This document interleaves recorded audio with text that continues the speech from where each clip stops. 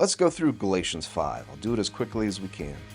Galatians 5 opens with an option, either Christ or the law. Quote, Christ is become of no effect unto you. Whosoever of you are justified by the law, you are fallen from grace. Unquote. That's Galatians 5:4. Because, quote, for we, through the Spirit, wait for the hope of righteousness by faith. Unquote. That's verse 5. Did you see that?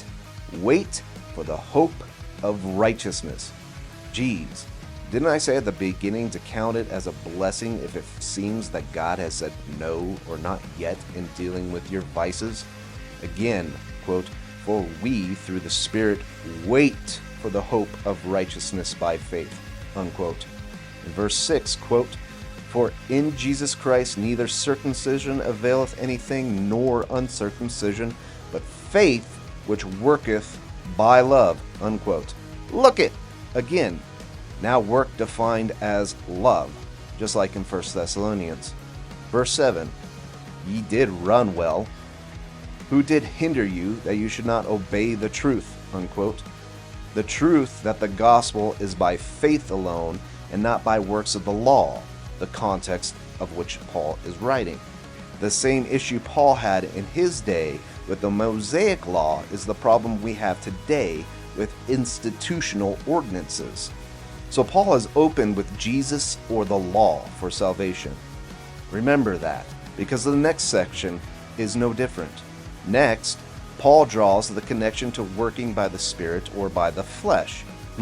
So we had Jesus or the law. Now we have the Spirit or the flesh. I wonder if there's a connection between the two. Verse 13, quote, for, brethren, you have been called unto liberty. Only use not liberty for an occasion to the flesh, but by love serve one another. Unquote. We will soon see what the flesh is.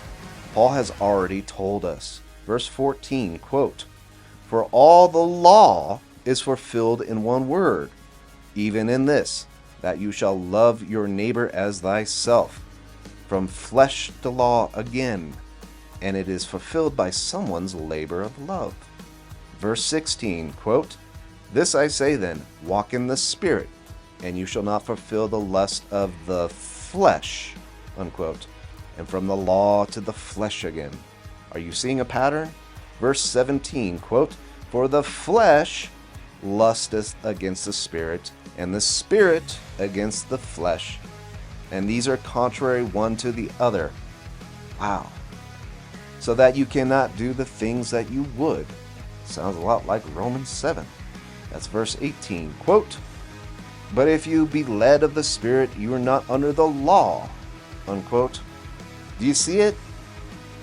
Have you been burdened that the fleshly desires of attraction to a pretty gal or a handsome man, depending on whom you are, has you feeling tingling?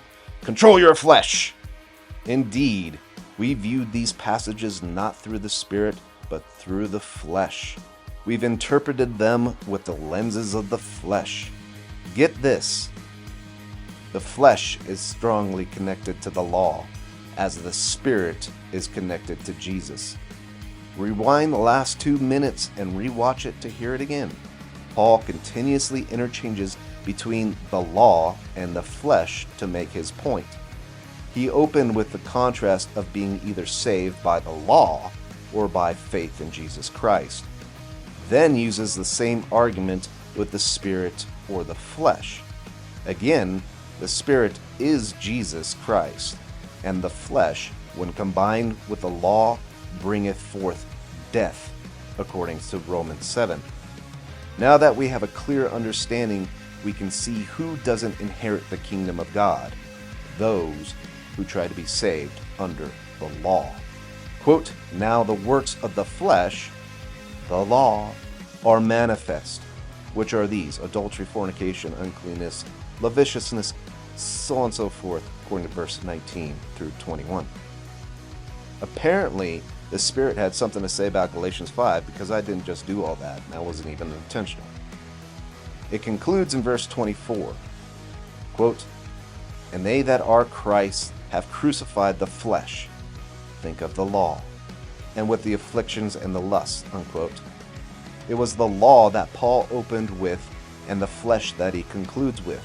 Because when you have the law and the flesh, the result is death and a loss, because you cannot inherit the kingdom of God in your flesh through the law. Is that clear? Thus, when Paul commands us not to walk after the flesh, what is he saying? Not to walk after the letter of the law. You have an option, be it the law, the letter, or the flesh to be saved, or by Jesus, the Spirit, and the Father. This is the takeaway message of Galatians 5.